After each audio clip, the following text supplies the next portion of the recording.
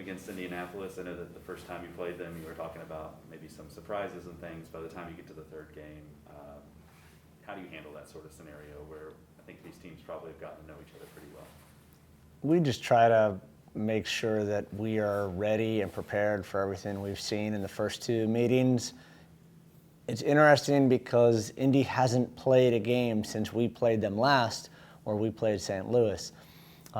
Gives Indy a little bit more information than maybe we have on them. But again, to your point, we've seen each other twice already. We know exactly what we're going to get out of them, and I'm sure they know exactly what they're going to get out of us. And obviously, the big storyline going into this game that if either team wins and gets the full 3 points, that's first place secured for them. How have you seen your guys handle that sort of scenario, or is that something that you even have to talk about? No, we definitely address it because we think of it as an opportunity and that next chance for us to, at this point in the year, put us in a position where we feel we rightly belong. Individually, how important is it to defend Tyler Pasher in a way that prevents him from scoring a goal? It seems like in the history of this series, Louisville City's gotten the better of Indianapolis, but he just has a habit of scoring almost in every single game, and it's been a bit of a pest for you all. Yeah, part of it is he's just that good. Clearly one of the best players in our league. We did a really good job in our last meeting keeping him in front of us, containing him to the best of our ability. We'll need to do the same again. He's always going to be a threat.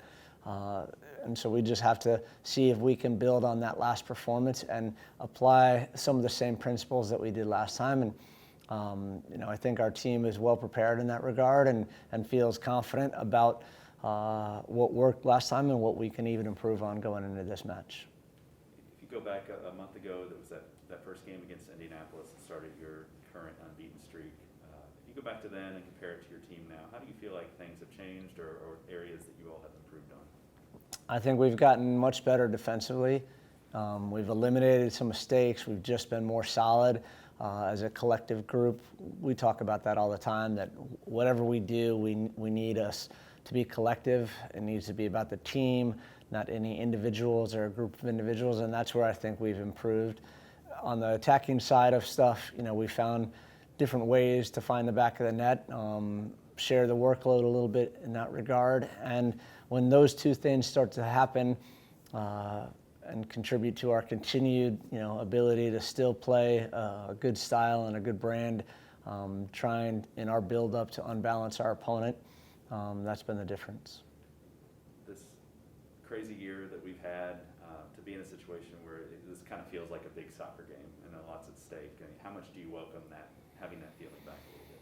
Well, it's, as a coach or a player, that's what you live for, is these kind of competitive moments. But it is strange because it keeps things in such a razor-thin margin of error. You don't have any room to have a lapse 1 week and make it up.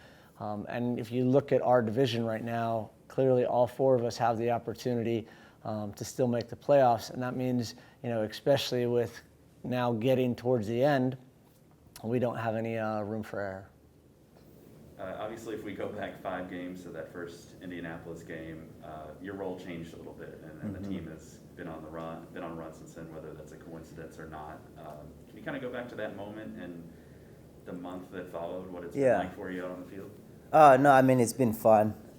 Anytime that we win, of course, it's enjoyable.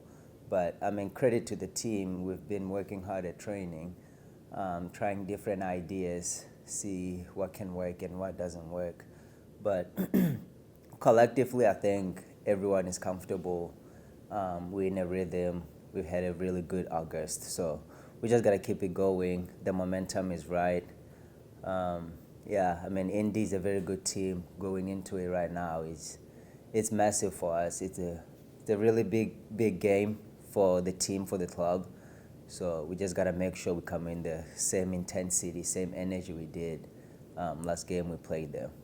When you've already played a team twice in a month and it's the third time and there will be a fourth time, I'm sure you get to know them pretty well. Yeah. How do you approach that when there aren't very many surprises left? No, I mean it's good. We've played Indy multiple times. We know their players pretty well. We know what they're capable of doing to teams. So we just gotta have the right mentality to go into the game and make sure we do what we did right in the game that we played last year. Make sure we do even better job of executing. But give credit to Indy. They came here and they worked hard. We just gotta do the same thing when we go to Lucas Oil and make sure we come out with a win.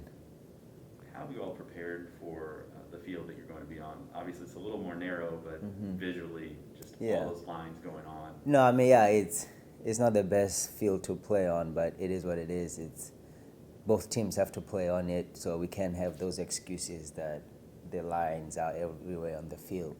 But no, we've been training. We brought our field a little inside, so we get to used to the dimensions of the field. Yeah, it's gonna be different because it's turf as well, but we'll adjust to it. When you're a winger and the field becomes a little more narrow, how does that change your role?